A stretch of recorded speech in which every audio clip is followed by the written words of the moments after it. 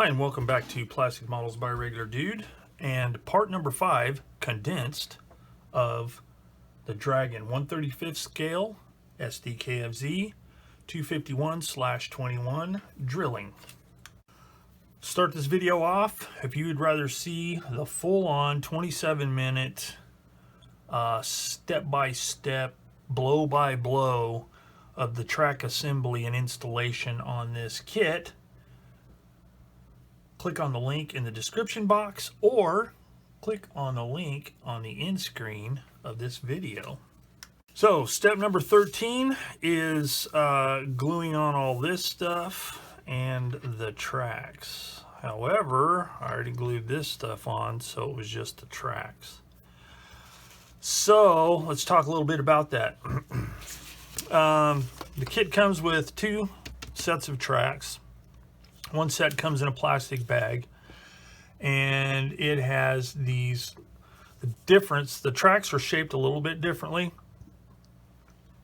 I don't know the ins and outs, but the tracks are a little bit different, and then the track pads themselves on one set has like these little chevron things going on, ice cleats or whatever you want to call them.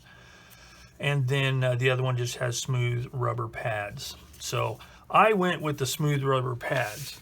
Now the difference is the ones they come with the little cleats, they actually come in plastic bags. It's an extra in the kit. Well, I don't know if it's an extra, but it's an alternate version of tracks. And there's pluses and minuses to both these sets of tracks.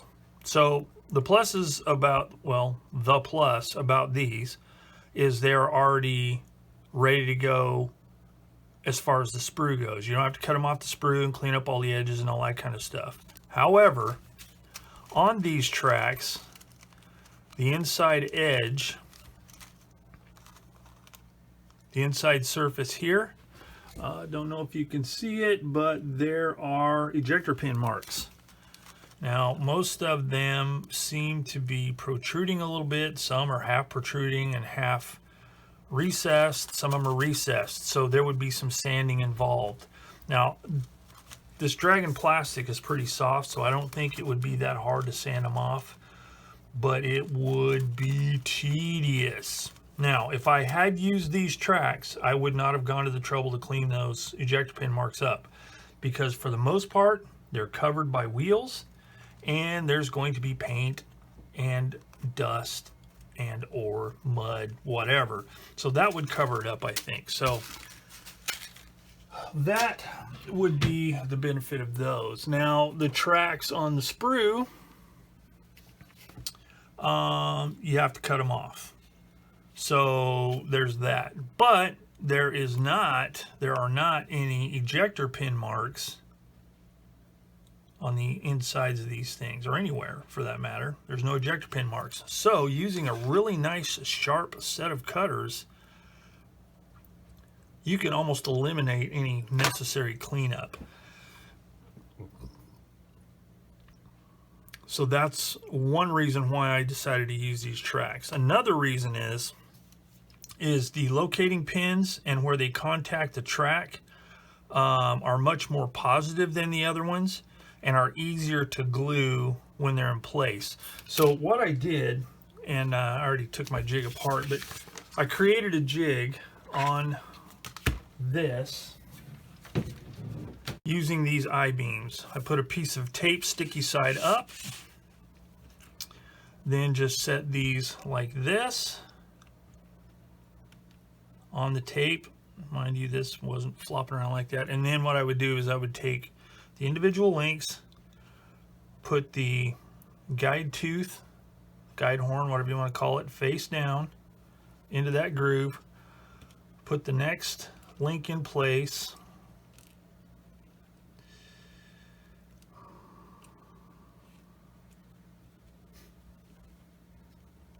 made sure it was overlapping like it's supposed to, and then glued the track pad on top.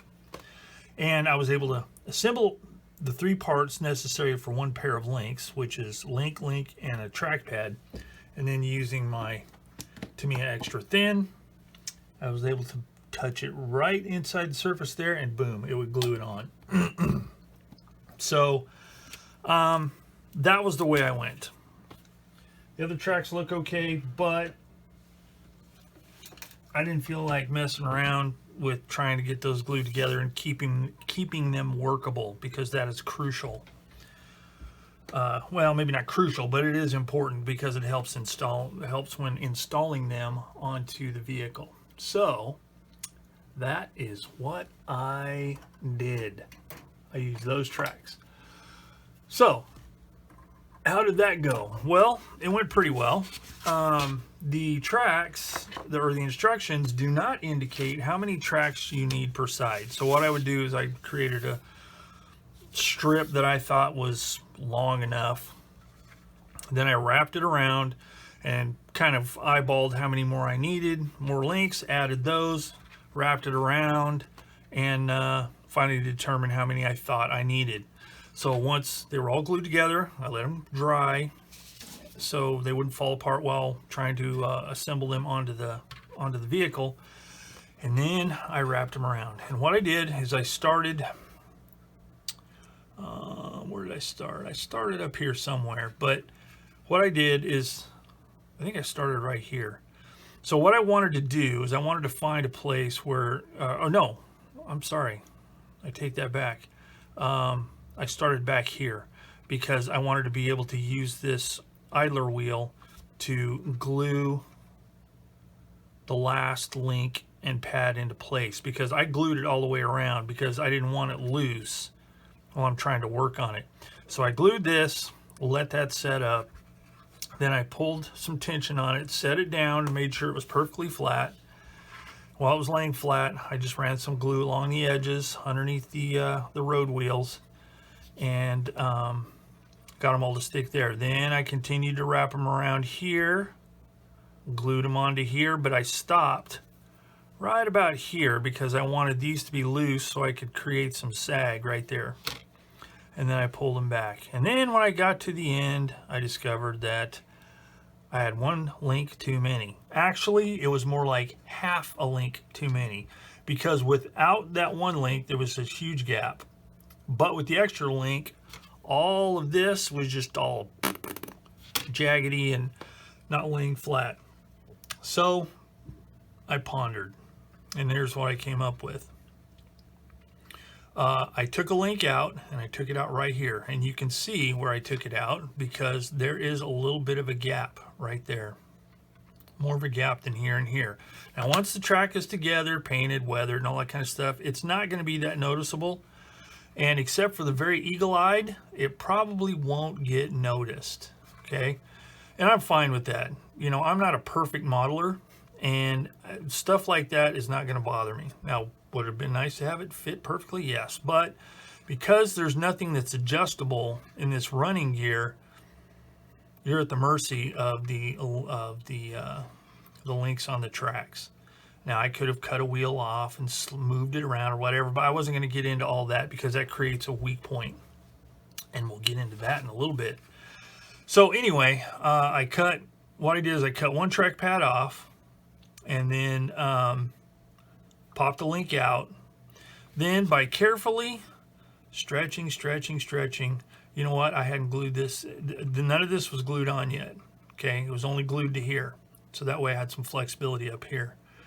So I stretched and stretched, and finally I determined that you can see right here that this hub is a little closer to that wheel than on these. Okay, and that's because I used one of these clamps right here, stretched from here to here, and kind of squeezed the running gear together a little bit. Not much, because you got to be careful you don't start breaking things. And squeeze it together, and got it as close as I figured I could without breaking something. And then, while with the clamp in place, I glued all of these road wheels to the track. That created a nice solid base. Then I put the link in that I needed and got it as close as I could, and then added the track pad, and voila, there you go. All right, so it was a lot of work, and not everybody, I'm sure not everybody, I've never heard of anybody else having problems with the tracks being too long or too short. So I don't know what I did, if I did anything incorrectly, but I did have that problem. So it took a while to do it, but in the end I was able to, using basic modeling skills, yes, I said the BSM word, I was able to fix that.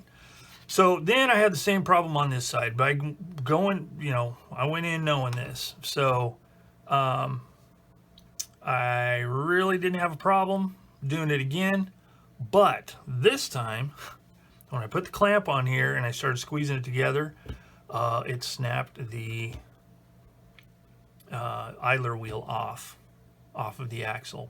Boom, crack. And the track came apart there, and then a big piece came off there, and there was some that were glued on the wheels. So it was like, catastrophe, but not really. Set it aside for a few minutes, thought about it, relaxed, came back, and fortunately the brake was ultra clean and flat. So using my handy dandy drill bits and the barrel that these guys were able to find from a 1/48 scale B-25 bomber, 50 caliber machine gun, I was able to fabricate a little axle. So I drilled a hole in the swing arm torsion bar axle thing, and then I drilled one in the back of the wheel, and for once in my life I got them both centered really well. Slid it into place, didn't glue it because I knew I'd have some moving around I'd have to do, but it fit in there really well. So I started by gluing, I think it was like 3 links popped out, so I glued those back in place, let that set up really well, then glued, I had a long strip here, so I glued, I think it was 3 links, because this part was still attached here, but this part was off because I hadn't glued it yet. So I glued these 3 links here, let that set up really well, and then I was able to do the same thing that I did on the other side without having to use the clamp. I was able to pull it tight as I could, and have a little bit bigger gap there than on the other side, but I didn't want to take any chances with that makeshift machine gun barrel axle. So I glued that in place and then put the track pad on there. And again, looking at it, unless you know it's there, it's not really that noticeable. So I was stoked. Mission accomplished. The tracks are on there nice and solid. And then for the ultimate test, I put the wheels on here, just slid them into place, set it on the table, and you can't see it from this angle, but everything is sitting perfectly flat on the surface. The tracks are flat all the way back. There's no floating road wheels, and both front wheels are sitting flat on the surface. Mission accomplished. To say I was stoked would be an understatement. So there you go. That took care of the tracks. So anyway, that's my encounter with the tracks on this vehicle. And I have to say that it's nice and solid, so it'll make it easy for painting and weathering and scrubbing and all that kind of stuff. So I'm pretty stoked with the way it ended up, even though I had to do a little bit of finagling to get it to fit properly. Again, I'm not going to glue the wheels on until I get, that's going to be probably the very last thing I do. Either just before or just after or during weathering, I don't know. We'll see. So there you go. Step 13. Tracks finished. So there you go. That's the end of part number 5, Condensed. It was a shorty. The full version, dealing with all the tracks and getting into more detail of what I did and my journey through the process, that video is only 27 minutes long. So if you have any more questions or would like to see a little more in depth, you might click the link on that and check it out. Just in case you run into the same problem or the same challenge. Let's call it a challenge, not a problem. So there you go. That's the end of part number 5, condensed, of the Dragon 1/35 scale SdKfz 251/21 drilling. Again, if you want to see the full version, click on the link on the end screen, and you can watch it, all 27 minutes of it. All right. So, as always, thanks for watching Plastic Models by a Regular Dude, and I will see you all later.